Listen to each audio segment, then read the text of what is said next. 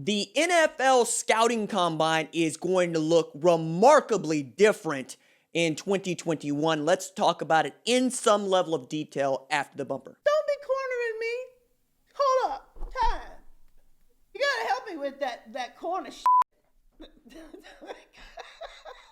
What's up, kinfolk? It's RJ Young. I am not on a step mill. Consider hitting the like and subscribe button because I upload a video every single day. It's always college football related, sports related. We have a good time. Today, want to talk about the NFL draft and the scouting combine because, well, we use the scouting combine to really understand at a molecular level what each one of these players that is looking to get drafted can do and how they can do it. Really fascinating stuff when we get into the heights, weights, measurements, speeds, explosiveness, route running ability, all the things that we really want to see in the meat market known as the NFL scouting combine, but it's not going to go on the way that it was, well, has been going on for the last 30 plus years, nearly 40 years now. And Albert Breer had this story in SI, and there are a couple bullet points that I want to touch on. They're centering concepts on regionalized medical checks with teams allowed to send one or two people, either doctors or trainers, to each event that they're going to have. They're trying to have these events regionally as opposed to having everybody one-stop shop at Lucas Oil like we're used to having. The likelihood now, according to Breer, is that the NFL will have checks at hospitals in places where large numbers of players are doing combine prep, like Florida, California, Arizona, and Texas. 85% of prospects are working out in those four states, which is a very interesting detail.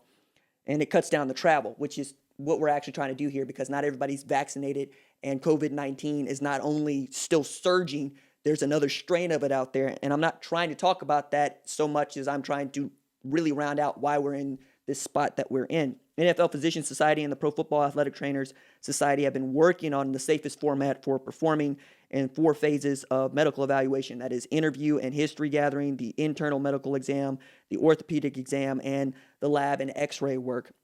First 2 phases could be pulled off virtually, via telehealth, which I think is really interesting and cool. Zoom interviews shouldn't be too much of an adjustment for most folks, but that's what you're going to do. Starting in mid-March of last year, we all learned how to do this, and a lot of interviews and even TV is taking place via Zoom or some format that is not unlike it, but used to be you could get the dude in a room, you could put him on the whiteboard, you could ask him to do all sorts of things, you could ask him insensitive questions, you could ask him to unpack, his college experience. Now all those things are going to have to take place via Zoom. We're going to have more formalized pro days to replace the lost workouts. This would mean either a team or league officials conducting drills and testing on campus with everything standardized and information dispersed as it would be at the combine. And the NFL apparently has a lot more calls it has to make to tweak this and get this into something like a finish.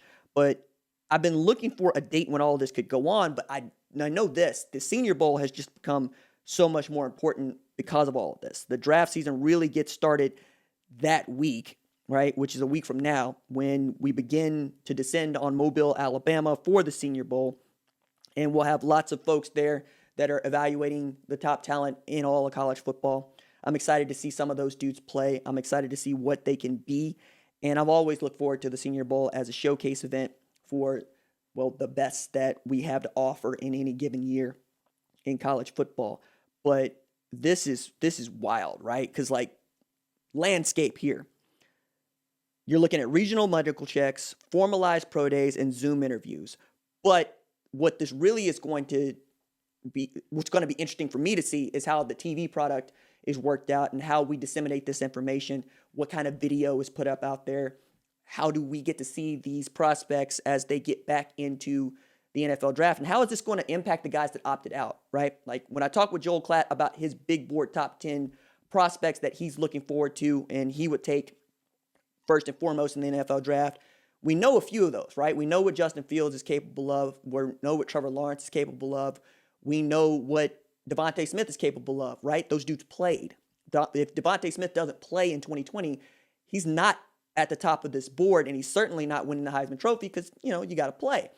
But also dudes like Rashawn Slater, who opted out, Penei Sewell, who opted out. What are those guys going to do? How are you going to evaluate them? Jamar Chase opts out. Is he the same player that he was a year ago when he torched A.J. Terrell in the national championship game? These are all questions that NFL folks want to know. And also what is important here is the NFL scouts and personnel have just now started consuming college football film. You have film that's a year old on Jamar Chase. You don't know anything about him if you're an NFL person because you haven't been watching college football. You've been watching the NFL.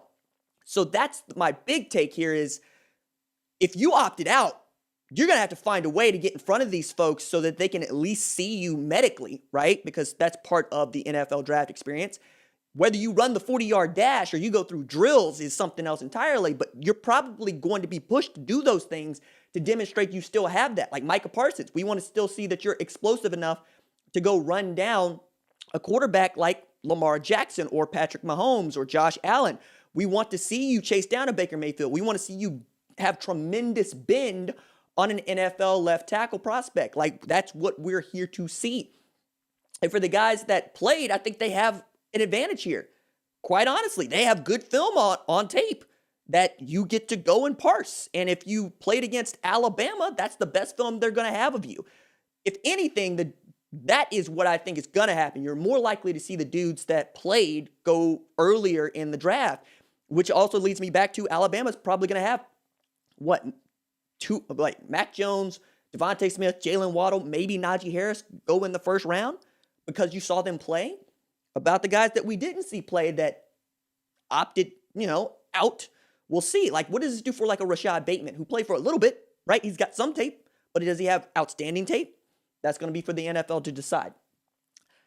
I also think that when we look at opt-outs versus the guys that played, there's going to be that question of who likes football, who loves football, who wants to be a football player, and who loves to play football. And the thing that the NFL gets across to me is we want guys that want to play football. Want to play football no matter what, right? No matter the environment, no matter what the world looks like, they want to go play football. It is their prerogative to opt out, and if they do that, cool. But they're probably going to treat you a little bit differently unless you are just a preternatural talent, maybe like a Penei Sewell or maybe like a Rashawn Slater, where you can go do that. Like, he had 3 guys on the list that had opted out, right? 3 through 6. Jamar Chase, Rashawn Slater, Penei Sewell. How does that impact them going forward? Gonna be interesting to watch. All right, that's it for me. Deuces.